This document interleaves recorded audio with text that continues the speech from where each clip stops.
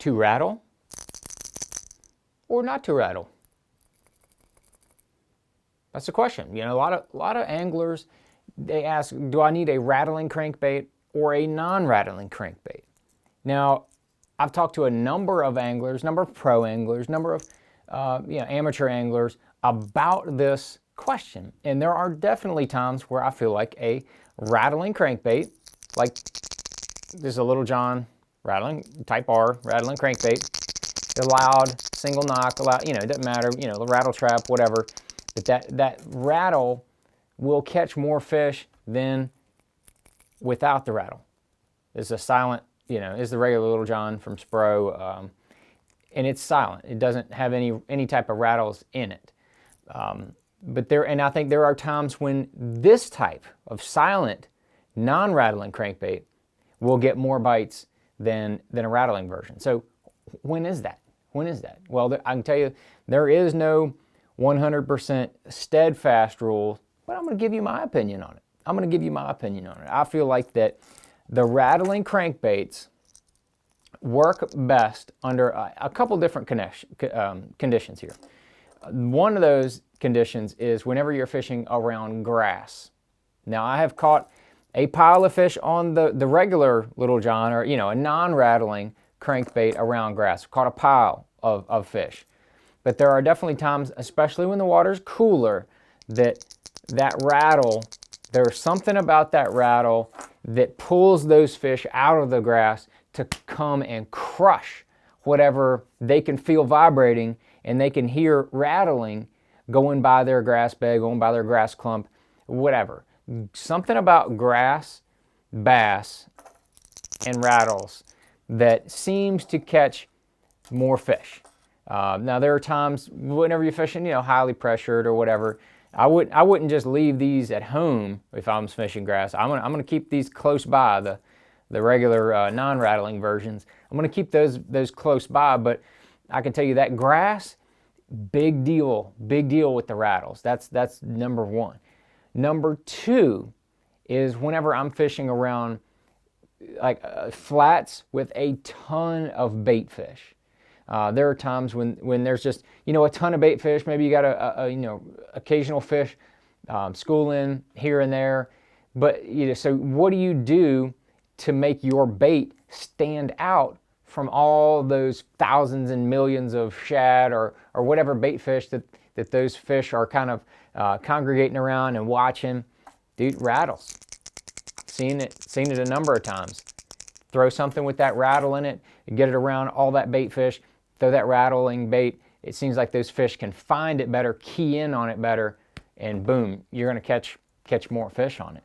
So those are a couple of the instances that I'm definitely going to go to that rattling. One of the other times, I'd say the condition number 3 is if it's really stained water, anything that you can do to make that bait more findable in that dirty water. It's dark for the most part for those fish. Once you get more than a foot or two under the surface, it's pretty dark. So you're going to have the vibration of the crankbait itself going through the water, and then you're going to have that extra rattle. So because if you're not aware, bass have a lateral line down the side of them. They can feel any type of vibration. I mean, just very minute vibrations in the water. And that's what the vibration of the crankbait, they can feel that with their lateral line. They have an inner ear that's kind of behind their gill plate. That inner ear hears the higher pitched noises like a rattle. Like that would appeal and be heard through a bass's inner ear. So if you have a rattle, you're going to appeal to that lateral line and the inner ear. Anything that you can do to help that fish find that bait in real dirty water, muddy water, if you will, that's going to be key. So I just told you some real instances. You want to throw the rattling, the type R type version. So when are you going to throw the more silent one? In my opinion, most of the rest of the time. I've caught so many fish on non-rattling crankbaits. I just feel like that the key to catching fish on crankbaits in general is to find which crankbait that which vibration, which crankbait do they want at that specific time. We all know, you know, a Rapala Shad Rap is, I mean, that bait is super old. I don't even know how old it is. It's 50 years old at least. That little Shad Rap has caught, I would venture to say, millions of bass. And it has no rattles. It's a wooden crankbait, no rattles, and that thing has just caught piles and piles of fish. So that tells me it's the vibration of that crankbait that made those fish bite it. You know, there's a ton of handmade crankbaits. You know, even going back, you want to go back to old baits again. The Bagley's Balsa B 2. You know, those, you know, fat square bills had no rattles. Yeah, I've caught a pile of fish. I mean, anglers have caught hundreds of thousands of bass on those type crankbaits, zero rattles. That bait has a very distinguished hard thump and wobbling action, totally different than a Shad Rap, but that bait catches a ton of fish too. So it's the signature vibration of how that bait comes through the water. You know, the Little John has its own vibration and its own signature in the water.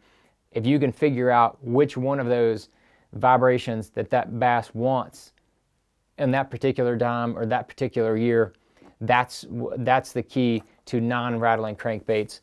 Don't get super hung up on anything else, but I would tell you there are a couple conditions where I feel like non-rattling crankbaits do excel. No doubt. There is no doubt. One of those is highly pressured bodies of water. I think that, you know, lakes that get pounded over and over and over again, where there's, not a ton of different types of cover, but people are going down the same banks, the same stretches, and showing the fish the same type of baits over and over again, day after day. I feel like there are definitely times when those fish are going to pull back from those rattling baits, because they've done studies on bass, and they've shown that bass can get conditioned to things that they hear with that inner ear. They can get conditioned. They can learn if a bait is rattling, and they get bit on, get caught on it once or twice, that those fish shy away from those rattling baits. But baits that appeal to their lateral line, they don't get conditioned to those as easy. Berkeley, Pure Fishing, they've done a ton of studies on this kind of stuff. I find that totally fascinating, because some of it really pertains to what we're all worried about, and catching more fish. But some of that stuff, in my opinion, doesn't have any application in the real world out there on those lakes. But the one thing that I did take from reading about that rattling in the inner ear deal is that they can get conditioned to it better than most anything else. So now there are times when that rattle will catch more fish and those strikes will be more violent. There are also times when, highly pressured, when those fish have been caught a couple times before during that season, that they shy away from those rattles. So, it's a give and a take. It's, advantage, disadvantage. Rattles, sometimes you'll catch more, sometimes you'll catch less.